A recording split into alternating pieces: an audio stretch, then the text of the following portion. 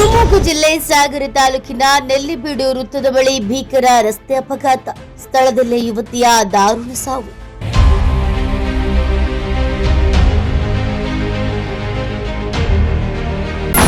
ಅತಿ ವೇಗವಾಗಿ ಬಂದ ಮರಳು ತುಂಬಿದ ಟಿಪ್ಪರ್ ಲಾರಿ ಬೈಕಿಗೆ ಬಲವಾಗಿ ಡಿಕ್ಕಿ.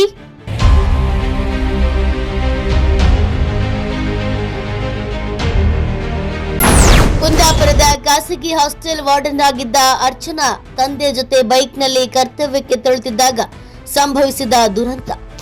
ಶಿವಮೊಗ್ಗ ಜಿಲ್ಲೆಯ ಸಾಗರ ತಾಲೂಕಿನ ನೆಲ್ಲಿಬೀಡು ವೃತ್ತದ ಬಳಿ ತುಮರಿ ನಿಟ್ಟೂರು ರಾಷ್ಟ್ರೀಯ ಹೆದ್ದಾರಿ 369ರಲ್ಲಿ ಭೀಕರ ರಸ್ತೆ ಅಪಘಾತ ಸಂಭವಿಸಿದೆ.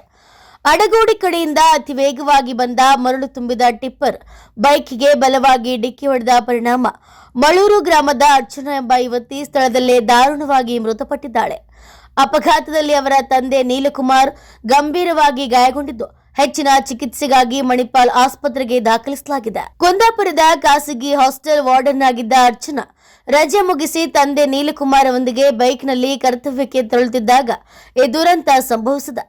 ಅಡಗೋಡಿ ಕಡೆಯಿಂದ ಬಂದ ಮರಳು ಟಿಪ್ಪರ್ ಬೈಕಿಗೆ ಡಿಕ್ಕಿ ಹೊಡೆದ ಪರಿಣಾಮ ಅರ್ಚನಾ ಸ್ಥಳದಲ್ಲೇ ಮೃತಪಟ್ಟಿದ್ದಾರೆ. ಈ ಮಾರ್ಗದಲ್ಲಿ ಮರಳು ಲಾರಿಗಳ ಅತಿ ವೇಗದ ಸಂಚಾರದ ಬಗ್ಗೆ ಸಾರ್ವಜನಿಕರು ತೀವ್ರ ಆಕ್ರೋಶವನ್ನು ವ್ಯಕ್ತಪಡಿಸಿದ್ದು, ಮರಳು ಟಿಪ್ಪರ್ಗಳ ಅತಿವೇಗದ ಸಂಚಾರಕ್ಕೆ ಕಡಿವಾಣ ಯಾವಾಗ? ರಸ್ತೆ ಸುರಕ್ಷತೆಗೆ ಅಧಿಕಾರಿಗಳು ಕೈಗೊಳ್ಳುವ ಕ್ರಮವೇನು? ಇಂತಹ ಅಪಘಾತಗಳು ಮರುಕಳಿಸದಂತೆ ಕಠಿಣ ನಿಯಮ ಜಾರಿಗೆ ಬರಲಾಗಿದೆ ಎಂಬ ಪ್ರಶ್ನೆಗಳು ಸಾರ್ವಜನಿಕ ವಲಯದಲ್ಲಿ ಕೇಳಿಬರುತ್ತಿದೆ.